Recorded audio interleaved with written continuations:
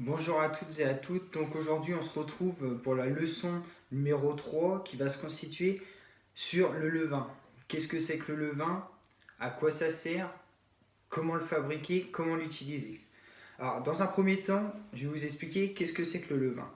Donc, le levain, c'est une levure sauvage ou dite une levure naturelle qui est constituée d'eau et de farine, quelquefois additionner un peu de miel ou de sucre pour le démarrer au début.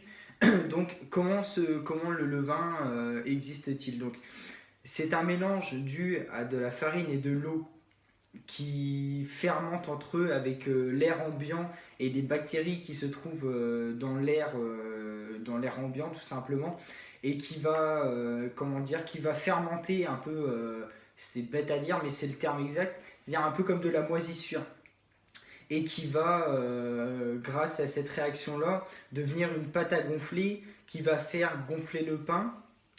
Donc voilà ce que c'est que le levain. Donc, voilà un peu comment ça fonctionne. Ensuite, à quoi sert le levain? Le levain sert à, remplace la levure, parce que c'est une des premières levures qui a été créée bien avant la levure que vous connaissez actuellement. Donc, il sert donc à faire gonfler le pain, donner un goût spécifique au pain, parce qu'à savoir qu'une levure traditionnelle ne donne pas de goût au pain, tandis que le levain donne un goût plus acide au pain, pas trop acide non plus quand il est bien maîtrisé. C'est pour ça qu'il faut bien l'utiliser, parce que ça peut être aussi quelque chose de très désagréable s'il est mal dosé. Donc voilà. Ensuite, comment fabriquer le levain? Donc comment fabriquer le levain? C'est tout simple. Il nous faut de la farine de seigle type 130 bio, donc pour starter le levain, un peu de sucre, de l'eau naturelle de source, pas de l'eau du robinet, parce que l'eau de robinet contient du chlore. Même s'il y en a très peu, il va tuer ces bactéries, donc ces bonnes bactéries qui vont faire la naissance du levain. Ensuite, pour continuer à nourrir le levain, de la farine bio type 65, comme ustensile, une cuillère en bois, un pot en verre avec plein de petits trous à l'intérieur. Donc ça, c'est mon levain qui est déjà fait. Donc là, je viens de le nourrir, donc je sais pas, on va pas voir toutes les petites bulles qu'il y a à l'intérieur, mais voici à quoi ça ressemble. Voilà, je vous montrerai quand je ferai une vidéo sur le pain en levain, comment il aura gonflé. Donc comment on procède? Donc c'est-à-dire pendant 3 jours, pour commencer le levain, on va le nourrir 2 fois par jour. C'est-à-dire, premier jour, par exemple, lundi, on commence à faire son levain. Lundi matin, on prend son pot, on fait des trous dedans. Ensuite, on prend 10 g de farine de seigle, 5 g de sucre en poudre ou de miel et 10 g d'eau. On mélange, on laisse reposer toute la journée dans un coin de la cuisine, pas forcément à une température ambiante sans mettre à une chaleur extrême, juste le laisser au-dessus de la gazinière ou à côté du four, peu importe. Surtout pas dans un placard parce qu'il a besoin de lumière pour pouvoir vivre. Ensuite, le soir, on recommence la même opération, sauf que cette fois-ci, on prend 10 g de farine T65 et 10 g d'eau, simplement.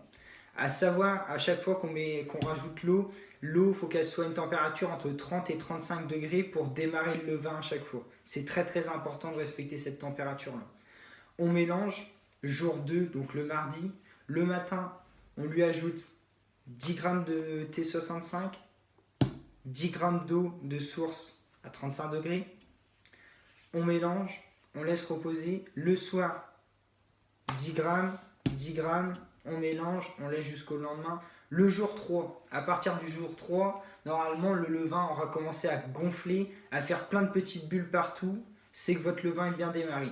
À partir de ce moment-là, on nourrit plus qu'une fois par jour. Donc ce qu'on fait, pour réaliser le nombre de recettes, il faut une certaine quantité de levain. Donc comment on procède? Le jour 3, donc on le nourrit 10 g et 10 g, on laisse reposer toute la journée. Le lendemain, on commence à préparer une quantité de levain. On prend son pot de levain. On pèse 50 g de levain qu'on remet dans le pot, et là on lui ajoute son double de poids, c'est-à-dire 50 g de farine, 50 g d'eau, ce qui va nous donner une quantité de 150 g de levain. Sachant que pour les recettes que je vais vous proposer, il faudra 100 g de levain. Après, vous n'êtes pas obligé d'utiliser que mes recettes, vous avez d'autres recettes. Après, ce sera à vous d'adapter selon la quantité de levain. C'est-à-dire, il vous faut par exemple 250 g de levain pour faire votre pain. Vous avez 50 g dans le pot. Vous lui rajoutez 100 g d'eau, 100 g de farine et vous le laissez toute la nuit reposer et vous pouvez faire votre pain le lendemain.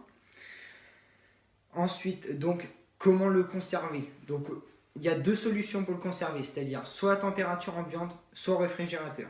Si vous faites du pain en moyenne 1 à 2 fois par semaine, le mieux étant de le conserver à température ambiante. C'est-à-dire vous le laissez dans un endroit de la cuisine et tous les jours, vous le nourrissez. Le matin, ça prend 2 minutes à faire. Vous le nourrissez, vous jetez ce qui reste, vous gardez juste 50 g de levain, vous lui rajoutez 50 g de farine, 50 g d'eau, ou alors selon ce que vous avez besoin, vous gardez 50 g, vous lui rajoutez 100 g de chaque, et vous laissez reposer à chaque fois. Si jamais vous voulez faire une fois du pain en levain, vous n'allez pas en refaire pendant un mois, ce que vous faites, vous laissez le pot tel qu'il est, bien refermé avec les trous, au réfrigérateur, il va se conserver 3 semaines sans être nourri. Par contre, au bout de 3 semaines, il faudra le ressortir, le laisser 2 heures se réchauffer à température ambiante, puis le renourrir 1 à 2 fois avant de pouvoir faire du pain avec. C'est-à-dire, par exemple, on est mardi matin, vous le sortez du frigo, vous le laissez 2 heures, vous le renourrissez avec ce que vous avez besoin. Le soir, on refait la même opération, et le mercredi matin, vous pouvez faire votre pain en levain sans problème. Donc voilà sur le thème du levain. Si vous avez des questions à me poser concernant le levain, laissez des commentaires. Si vous avez d'autres questions pour autre chose, j'y répondrai avec grand plaisir. Je vous remercie de regarder mes vidéos.